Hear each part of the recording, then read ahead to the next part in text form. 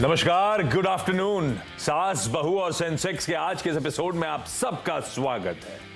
आज अगले आधे घंटे मदद करने के लिए कोलकाता से ओम कैपिटल के research head Rajesh Agarwal sir आपको आपकी स्क्रीन पे नजर आएंगे। Rajesh sir, good afternoon. और बहुत दिनों बाद, मैं तो शक्ल तक भूल गया था, इतने दिनों बाद दर्शन दे रहे हो आप। कहाँ थे? सर आप ही नहीं थे, आप छुट्टी मना रहे थे, कभी कहीं, कभी जयपुर, कभी कहाँ। Topic change. ये पता नहीं राजेश सर क्या बोल रहे हैं, ऑडियो नहीं पहुंच रहा है हम तक। अभी बातचीत की शुरुआत कर रहा हूं राजेश सर आपके साथ। जरा रीच आउट करने के क्विकली तरीके, क्विकली इसलिए कह रहा हूं क्योंकि आज इस शो में आगे एक मैनेजमेंट से भी रूबरू होना है हमको। आज हमारे साथ Manoj Vaibhav gems and jewellers के COO रखाल गोंटला साहब भी जुड़ने वाले, तो उनसे भी चर्चा होनी है, तो इसलिए जरा सा क्विकली आगे बढ़ेंगे। दिखा दीजिए, सब दिखा दिए साहब ने क्या? परफेक्ट। आप, आई एम होपिंग आप सबने नोट डाउन कर लिया हो कैसे रीच आउट करना है हम तक। भारतीय बाजार स्क्रीन पर है, एकदम एक फ्लैट नोट पे इस समय कामकाज होता हो। वैसे ठीक है, ठंडे दायरे में कामकाज हो रहा है आज भारतीय बाजारों में। सुबह की वॉलेटिलिटी छोड़ दें, सुबह एक समय 80 पॉइंट ऊपर भी था, एक समय 50 पॉइंट नीचे भी था, और सुबह की वॉलेटिलिटी छोड़ दें तो लार्जली बहुत ही सीमित दायरे में अब इस समय कामकाज। हालांकि आज ग्लोबल संकेत बेहतर थे, पर हमने शायद कुछ हद तक प्रीएम्प्ट कर लिया था क्योंकि यूएस के फ्यूचर्स मजबूत थे और भारतीय बाजारों में कल सेकंड हाफ में बहुत अच्छा मोमेंटम पिकअप हो रहा था, इंट्राडे में बहुत बढ़िया रिकवरी थी, तो कुछ हद तक हमने उन मूव्स को ऑलरेडी कैप्चर कर रखा था। तो आज इसीलिए बहुत ज्यादा मीनिंगफुली रिस्पॉन्ड नहीं कर रहे जब यूएस के बाजारों ने एक अच्छा संकेत दिया है। कंसोलिडेशन का दिन अब तक, और आज एक बड़ा दिन है क्योंकि गुरुवार आज निफ्टी 50 की वीकली एक्सपायरी का दिन। तो देखते हैं सेकंड हाफ कैसा पैन आउट होता है। निफ्टी बैंक जरूर अब धीरे धीरे मोमेंटम दिखा रहा है। निफ्टी बैंक की एक हाईलाइट थी आज, एचडीएफसी बैंक दमकम दिखा रहा है। जब एचडीएफसी बैंक दमकम दिखा रहा था, बाकी प्राइवेट बैंकिंग मेजर्स खासतौर पे आईसीआईसीआई, एक्सिस बैंक सल्क कर रहे हैं, पर एचडीएफसी बैंक देख के अच्छा लग रहा है। हैवी वेट 1.5% मजबूत है। होपिंग थोड़े से बैंक्स बाकी भी कुछ मोमेंटम पिकअप कर लें तो शायद एक्सपायरी का मूड माहौल और सुधरता हुआ नजर आए। एज वी स्पीक वैसे इंटरडे चार्ट्स में एक्सिस बैंक लोअर लेवल से कुछ सुधरने की कोशिश कर रहा है। एसबीआई मोमेंटम थोड़ा सा और पिकअप कर रहा है। कोटक में भी ठीक है, पस्त है। ये देखिए एसबीआई, एचडीएफसी बैंक दिखाया था कुछ हैवी वेट थोड़े बहुत सुधर रहे हैं, बाकी लो लेवल से कुछ रिकवरी दिखाने की कोशिश करते हुए। Nifty bank sponsored by HDFC bank 1/3% मजबूती के साथ ट्रेड करता है। अच्छी बात ये आज के सेशन की, हो सकता है इंडेक्सेस में वो कल ऑलरेडी पोजीशन ली हो, आज थोड़ा सा हल्का कामकाज हो रहा है एक्सपायरी के दिन, पर ब्रॉडर मार्केट्स अच्छा मोमेंटम दिखा रहे हैं। 2:1 का रेशियो एडवांसेस के फेवर है, भरने वालों के फेवर में, ये अच्छा लग रहा है स्क्रीन पे। हम रिटेल के लिए खासतौर पर अच्छी खबर, ब्रॉडर मार्केट्स बेहतर परफॉर्म करते हुए। खैर, आज कुरुक्षेत्र, आज कोलकाता और आज पंजाब के फरीदकोट जाना है। सब आपको आपकी स्क्रीन पे जुड़ते हुए नजर आ रहे हैं। बातचीत की क्विकली शुरुआत कर रहा हूं कुरुक्षेत्र से। सोनल खट्टर हैं, आपको आपकी स्क्रीन पे नजर आएंगी। सोनल मैम, हाय, गुड आफ्टरनून। क्या करते हो सोनल मैम कुरुक्षेत्र में आप, और कितना टाइम होगा इक्विटीज से जुड़े, स्टॉक मार्केट से जुड़े आपको? सर मैं कुरुक्षेत्र में फुल टाइम भी 4-5 साल से स्टॉक मार्केट में हूँ। मतलब एडवाइजर हो या आपकी सब ब्रोकरशिप है क्या? नहीं, सेल्फ का पोर्टफोलियो चलाते हो एग्रेसिवली? हाँ जी। अरे वाह, तो अभी ऑफिस बना रखा है, ऑफिस में बैठे हो गए अभी आप? हाँ जी, अभी हमने अपना ऑफिस भी थोड़ा सा डेवलप किया है। 4-5 साल से तो फुल टाइम हम ये स्टॉक मार्केट में हैं। सिर्फ अपना ही पैसा या आसपास फैमिली का, नहीं, अपना है। ठीक है भाई, बढ़िया है। तो सोनल मैम, फिर तो आप मंजे हुए खिलाड़ी हो। पहला सवाल कौन सा है? सवाल एक्चुअली सवाल नहीं कह सकती सर, कि मेरे को ओपिनियन चाहिए था। एक्चुअली हमारी अपनी डेटा एनालिसिस टेक्निक्स हैं, उसी से ही हम लोग स्टॉक सिलेक्शन करते हैं, बाइंग सेलिंग। तो इन नटशेल आत्मनिर्भरता पर मेरा थोड़ा फोकस है कि अपने आप अगर हम लोग एनालाइज कर पाए तो बेटर रहता है, क्योंकि अगर हम टिप्स के भरोसे रहेंगे तो वो आजकल एल्गो के जमाने में वो वर्कआउट भी नहीं कर पाएंगी। तो मुझे आपके 2-3 स्टॉक्स पे ओपिनियन अगर मिल जाए तो अच्छी बात है। एक तो मोदी जी को सुन के अच्छा लगेगा, आत्मनिर्भर बन रहे हो आप। डेटा एनालिटिक्स टेक्निक्स वगैरह हैं, अपने प्रोसेसेस सेट कर रखे हैं और अपने ही पैसे को मैनेज करते हो। सोनल मैम, अच्छा 2-3 स्टॉक्स में पहला ज्यादा इंपॉर्टेंट कौन सा, उससे राजेश सर से शुरुआत करते हैं। Pardon, I can't. पहला कौन सा सबसे इंपॉर्टेंट सवाल? पहला सबसे इम्पोर्टेंट है CDSL। ओके। एक्चुअली इसको मैंने पहले लिया था एक बार 1400 पे, तो अभी मैंने इसको 2-3 महीने पहले 1800 पे एग्जिट किया था। तो अब मेरे जो सिस्टम है उस पर दोबारा से स्टॉक सिग्नल्स जनरेट हुए हैं, तो मैंने अभी इसको 5-6 दिन पहले बाय किया। एक्चुअली स्ट्रक्चर तो ठीक लग रहा है मुझे, तो इसके बारे में अगर आप राय दिलवा। क्या सिग्नल जनरेट हुए कि खरीदने का समय आ गया, खरीद लेना चाहिए, तेजी आएगी? हाँ जी। और राजेश सर से पूछ लेते हैं कि ऐसा लग रहा है कि नहीं लग रहा है ना? हाँ जी। राजेश सर भाई, बढ़िया पहले मुनाफा बुना चुके हैं इन जोन्स पे भी, 1800-1900 के जोन्स में जो एक कंसोलिडेशन दे रहा है, उसके बाद ऐसा लग रहा है फिर चलने की तैयारी कर रहा है। आप लोग का इन हाउस व्यू है CDSL पे क्या है, कैसा लगता है आपको ये counter eight 1900? Good afternoon Ashish ji, बाकी भी जो महिला मित्रगण है सबको नमस्कार। CDSL, पहले तो मैं इनके स्टाइल ऑफ वर्किंग पे आऊं कि बहुत अच्छी बात है कि ये खुद की एनालिसिस करती हैं, किसी टिप्स पे भरोसा नहीं करती। ये बहुत बहुत अच्छी बात है, इसके लिए इनको दिल से बधाई देता हूं। और जहां तक CDSL की बात है, मैं समझता हूं बहुत ही शानदार कंपनी है। तीसरी तिमाही में भी अगर आप देखेंगे तो सेल्स में 44% की और बॉटम लाइन में 37% की ग्रोथ आई थी। डिपॉजिटरी बिजनेस बहुत शानदार चल रहा है। जैसे जैसे स्टॉक मार्केट अच्छा चल रहा है, वैसे डिपॉजिटरी में जो क्लाइंट्स हैं उनकी तादाद बढ़ती जा रही है। और जो नए बिजनेस ऑफर है, जैसे अनलिस्टेड वगैरह में भी अब कंपलसरी डीमैट होने की बात हो रही है, IPO नए आ रहे हैं, उससे भी इनकी मुनाफा बढ़ता जा रहा है।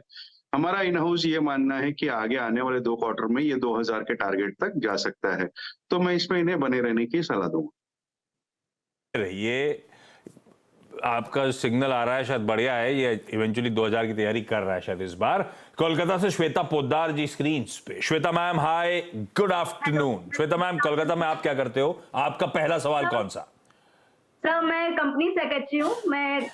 मैं वर्क फ्रॉम होम है, फ्रीलांसिंग करती हूँ और मैं शेयर्स में शॉर्ट टर्म में करती हूँ, मैं लॉन्ग टर्म में नहीं करती। चार्ट देखते हो? कैसे डिसाइड करते हो कौन सा स्टॉक?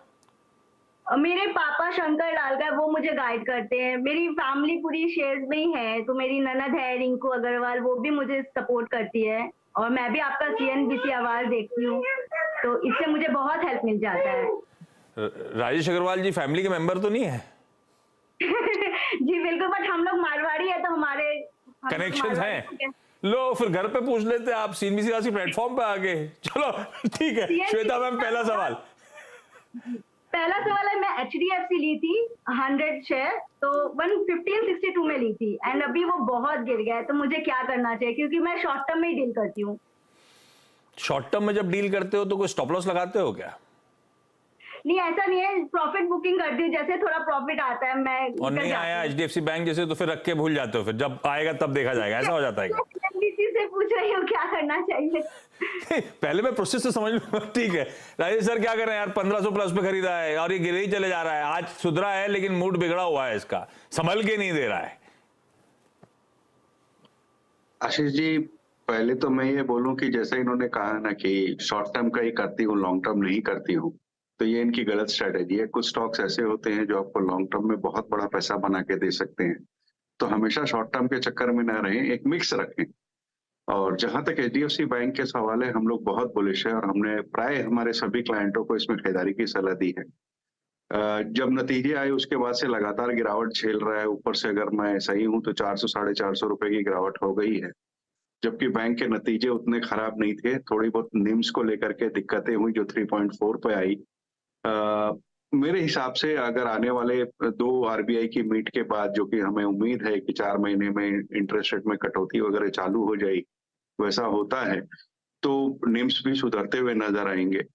बैंक के प्रदर्शन बहुत शानदार रहा है और जैसे मैंने कहा, अगर निम्स को छोड़ दिया जाए तो बाकी सारे पायदान पे बहुत अच्छी बैंक है। आज की डेट में मर्जर के बाद 5वीं सबसे बड़ी बैंक हो गई है विश्व की। FY25 में मेरा अनुमान है कि 80,000 करोड़ रुपए के आसपास की बॉटम लाइन डिक्लेयर करेगी। और यहाँ हम 1-8% के निम टूट गए हैं, उस पे 10 बेसिस पॉइंट के निम टूट गए, उस पे बहुत चिंतित हो रहे हैं। ये थोड़ी दिक्कत की बात है। यहाँ पे हमारी खरीदारी की सलाह है, आप बिल्कुल बनी रहें इसमें और थोड़ा लंबी अवधि का नजरिया रखें। ओके, फरीदकोट से Dimple Gupta ji. Dimple ma'am, good afternoon. Dimple ma'am, पहला सवाल कौन सा राजेश सर के लिए? सर मैंने एक्सिटा कॉटन के शेयर्स बाय किए हैं, तो सर उनका लॉन्ग टर्म में क्या उनका टारगेट रहेगा? एक्सिटा कॉटन कितने पे लिया हुआ है, कुछ आइडिया दोगे? सर मैंने 29 थोड़ी ऑडियो कट रही है। 29 की खरीद है लॉन्ग टर्म के लिहाज से। राजेश सर, ये तो यार 62 वाला ईयर लोज के आसपास आके खड़ा हुआ है, मामला थोड़ा ठंडा सा है। ये रखने लायक है पहले तो लॉन्ग टर्म के लिए या नहीं? और बी, अब मैं क्या करूं, मेरी खरीद 29 की है, 4-4.5 रुपए लॉस में हूं। देखिए, पहले तो आपको लॉन्ग टर्म के लिए जब आप सोचती हैं तो आपको थोड़े से अच्छे फंडामेंटल्स वाली कंपनी पे ध्यान देना चाहिए। और अगर आप मिड कैप में उतना नहीं समझ पाती है तो मैं ये कहूंगा कि निफ्टी 500 या निफ्टी 50 की कंपनियों पे ध्यान दें जहां की फंडामेंटल्स ठीक ठाक होते हैं। जहां तक एक्सिटा कॉटन का सवाल है, मैं नहीं समझता कि ऐसा स्टॉक है जिसको आपको पोर्टफोलियो में रखना चाहिए।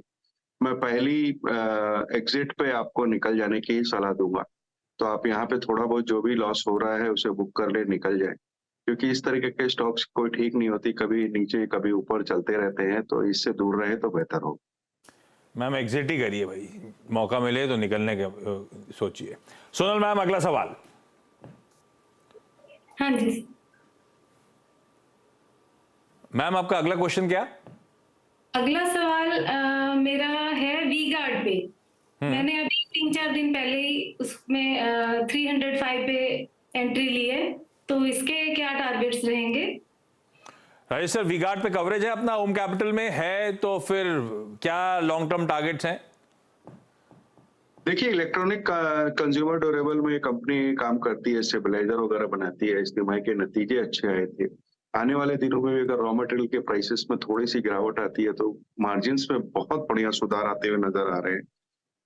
कैश फ्लो बहुत स्ट्रांग है, बैलेंस शीट अच्छी है। मुझे लगता है कि 350 के टारगेट मध्यम अवधि में आ सकते हैं, बिल्कुल बनी रहे शाश्वत। श्वेता मैम, अगला सवाल। जी, मैंने आईपीओ में अप्लाई किया था न्यूवोको विस्टा कॉर्पोरेशन। 26 शेयर्स मेरे अलॉट हुए थे 570 पे, बट अभी वो 38 है और काफी साल हो गए मैं इस पे हूँ लॉन्ग टर्म में। और एक्चुअली जब आया था पेरेंटेज वगैरह देख के सब ठीक ही लग रहा था राजेश सर। हाँ, पर हम लोग इसकी चर्चा नहीं करते। One of the most disappointing, cement stocks चले, अल्ट्राटेक वगैरह सब चले, ये चल के नहीं दिया है, हम सब फंसे हुए। क्या करना चाहिए इसमें, क्या व्यू है न्यूवोको विस्टास में? आपने सही कहा, जब आईपीओ आया लोगों को लगा कि पेरेंटेज अच्छी है, सीमेंट की सेक्टर अच्छा है, और आज की डेट में भी सेक्टर में बहुत अच्छा रुझान है और इसके नंबर लगातार खराब आ। लेकिन मुझे लगता है कि आने वाले दिनों में थोड़ा सुधार मौजूदा स्तर से बिल्कुल हो सकता है। प्रीमियम ब्रांडिंग है, इसकी डिमांड हम सब जानते हैं बढ़ी हुई है। इनका फोकस डेट रिडक्शन पे है, अगर डेट रिड्यूस हो जाता है तो मार्जिन्स में अच्छा सुधार होगा। इस वक्त मैं नहीं समझता कि इन्हें लॉस काटना चाहिए, बनी रहे स्टॉक में। मुझे लगता है कि आने वाले 1-2 क्वार्टर्स में ये स्टॉक 370-380 तक जा सकता है। वहां पर एक बार दोबारा राय ले ले, नंबर अगर सुधरते हुए नजर आए तो आगे की स्ट्रेटेजी देखेंगे, बट 370-380 2 क्वार्टर्स में दिखता है। चलिए, इस नोट पर Sonal ma'am, Shweta ma'am, Dimple ma'am, thank you so much इस प्लेटफॉर्म पर जुड़ने के लिए। राजेश सर, ब्यूटीफुली सारी क्वेरी सॉल्व करने के लिए आपका भी धन्यवाद। मैनेजमेंट का समय, बोर्ड रूम का समय, और Manoj Vaibhav gems and jewellers के chief operating officer Rakhal Gontla sahab आपको आपकी स्क्रीन पे नजर आएंगे। Gontla sir, hi, good afternoon. Numbers please screen पे लेकर आइएगा। आय 2-3% साल दर साल गिरी, मुनाफे में दबाव था, मार्जिन इस क्वार्टर में कॉन्ट्रैक्ट होते हुए नजर आए। गोंटला साहब, क्वार्टर परफॉर्मेंस थोड़ा सा सबड्यूड दिख रहा है, फीका से नंबर्स दिख रहे हैं, जबकि कहा गया था फेस्टिव सीजन है, मैरिजेस का समय है, तो इस बार फिर ये परफॉर्मेंस ठंडा क्यों नजर आ रहा है क्वार्टर 3 का? Good afternoon sir. सो अब हम पिछला क्वार्टर में मिले थे, आई थिंक 3-4 महीने पहले। सो उस टाइम पे अपना जो बात हुई थी Q3 Q4 का शादी का सीजन है, जो सबसे मेन चीज अपने को जो ज्वेलरी का जो साइकिल है completely it's based on seasonal है। सो अब Q3 में जो सीजन जो शादी का डेट्स पूरा आपको Q4 में आया हुआ, बट जो Q3 में अपने को जो सीरियस बायर जो है वो दिखने में अपने को आपको पता चलेगा। अभी आप रेवेन्यू के हिसाब से आपको थोड़ा सा कम दिखेगा, आपको जो प्रॉफिट जो देखोगे, so we have improved and we have stayed consistent उसमें, क्योंकि जो स्टडेड ज्वेलरी है जो Q3 में बहुत अच्छे से इम्प्रूव कर रखा हम लोग, इसलिए आपको जो सेल्स में आपको जो कम दिख रहा, जो आपको मार्जिन में इतना ज्यादा डिफरेंस नहीं आएगा आपको। सो Q3 पूरा अपने को जो सीरियस बायर्स हुआ, जो जिसका जो Q4 में जो शादी का जिसमें है, जो नहीं लिया, Q3 का पूरा सीरियस बायर के हिसाब से हम लोग we have been successful in that. Buyers Q3 Q4 marriage season, so I am assuming फिर इसका मतलब सब्सिक्वेंट क्वार्टर्स में इसका रिफ्लेक्शन आना चाहिए Q4 वगैरह में। अच्छा, जो Q3 में जो शादी में डेट जो हुआ, जो सारा अभी फरवरी मार्च में पूरा स्प्लिट हुआ, जो Q4 will be very good comparatively Q3। चलिए, ओके। अच्छा, आईपीओ के टाइम आप लोगों ने 270 करोड़ रुपए मोबिलाइज करे थे, 60 करोड़ रुपीस प्रमोटर्स का ऑफर फॉर सेल था और बाकी लार्जली स्टोर एडिशन प्लान्स के लिए वो पैसे मोबिलाइज करे गए थे। क्या अपडेट है स्टोर एडिशन प्लान्स को लेकर? कहां तक बात पहुंची? कब रोल आउट शुरू होंगे? सर, जो अपन जो 8 शोरूम्स के बात किया आईपीओ टाइम में, पूरा जो schedule whatever you have plan सब कुछ ट्रैक में ही है। जो अगला महीने जो मार्च में अपने को जो शोरूम्स ऑलरेडी जो इंटीरियर्स जो भी है पूरा तैयार होने में, आई थिंक अनदर 10-15 डेज में आपको पूरा रेडी मिल जाएगा।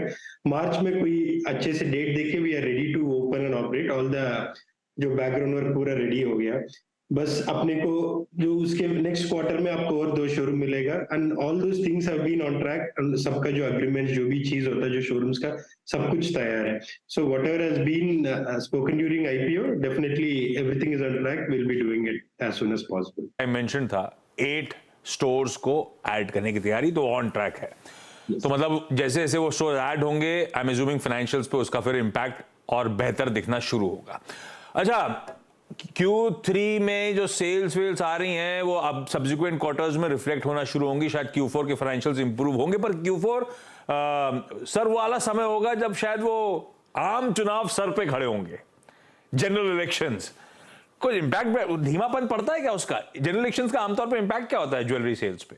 सर, एक चीज है, जो रेगुलर सेल आप जो शादी का सीजन नहीं हो तब आपको डेफिनेटली आपको लगेगा थोड़ा बहुत, जो सीरियस बायर्स है वो सोचेंगे थोड़ा इलेक्शन के बाद खरीदेंगे, जो भी जिसका बजट के हिसाब से। अभी जब शादी का सीजन है, किसी को घर पे जो शादी है वो इलेक्शन से कोई लेना देना नहीं होता है, क्योंकि उनके घर पे शादी का जो उनका प्रायोरिटी होगा इलेक्शन से। इसलिए जो शादी का सेल है 100% अभी जो हमारा जनवरी 10-12 से स्टार्ट हो गया, अभी भी चल रहा है। It's been a very good 1.5 quarter. So we are expecting the same, जो नेक्स्ट 1.5 जो महीने जो बाकी है इस क्वार्टर में, we are expecting it. And अभी तक तो कुछ अपने को जो इलेक्शन का जो चीज है, we haven't been affected as of now in the business fashion. अच्छा, मार्जिन इस बार थोड़े से सबड्यूड साल दर साल, यहां से मार्जिन की ट्रेजेक्टरी कैसी? मार्जिन की ट्रेजेक्टरी में अगर ऐसा क्लब कर दें कि यहां से फिर आप लोगों को जो डायमंड की सेल्स होती है या फिर हाई मार्जिन गोल्ड ज्वेलरी की सेल्स होती है, क्या उसमें एक्सपेक्ट कर रहे हो यहां से ज्यादा बेहतर ट्रैक्शन, ज्यादा बेहतर मोमेंटम? सर, जो हमारी जो कोशिश है, जो स्टैंडर्ड ज्वेलरी है, हर क्वार्टर हमने को इम्प्रूव करने का जो टारगेट्स है वो 100% हम पूरी करते रहेंगे। जो Q4 में जो अपने को जो रेगुलर स्टैंडर्ड ज्वेलरी छोड़कर अपने को जो साथ साथ जो शादी का सीजन है वो दोनों जोड़ के will definitely see a very good Q4। अभी जो Q3 से जो कंपेयर करोगे 100% विल बी गुड क्वार्टर। आप पिछला साल भी जब देखोगे Q3 में जो हुआ था, अपना कंपनी के जो मार्केट का ट्रेंड्स भी आप देखोगे Q3 का, थोड़ा शादी का सीजन कम होता है कभी कभी, या फिर मेनली आप साउथ का देखोगे, आप दिसंबर नवंबर में शादी का मुहूर्त थोड़ा कम होता है। जो इसलिए आप पिछला साल 22 भी Q3 सबका थोड़ा बहुत कम होगा, जैसे हमारा भी अभी भी ऐसी है। Q4 का सबका जब इम्प्रूवमेंट, जो मतलब पूरा मार्केट ही जो सेल्स बढ़ेगा, and Q4 you can see a very good season for all the jewellers. Brush से पेंट नहीं कर सकते, नॉर्थ और साउथ को समझना जरूरी है। यहाँ पे नॉर्थ में शादियों का सीजन जबरदस्त पिकअप हुआ और नॉट नेसेसरली साउथ में, और मनोज वैभव दरअसल एक रीजनल प्लेयर है, ठीक है, तो सब्सिक्वेंट क्वार्टर्स में असर उसका। Gontla sir, thank you so much जुड़ने के लिए। Manoj Vaibhav gems and jewellers का ब्रांड तो मेरे ख्याल से वैभव ज्वेलर्स उसके नाम से ज्यादा पॉपुलरली जाने जाते हैं। खैर, नंबर्स पे शार्प रिएक्शन था, आज स्टॉक संभलता हुआ आपको आपकी स्क्रीन पे नजर आएगा। क्विकली छोटा सा ब्रेक ले रहा हूं, ब्रेक के उस पार जब लौटेंगे तो मार्केट्स का एक क्विक चेक।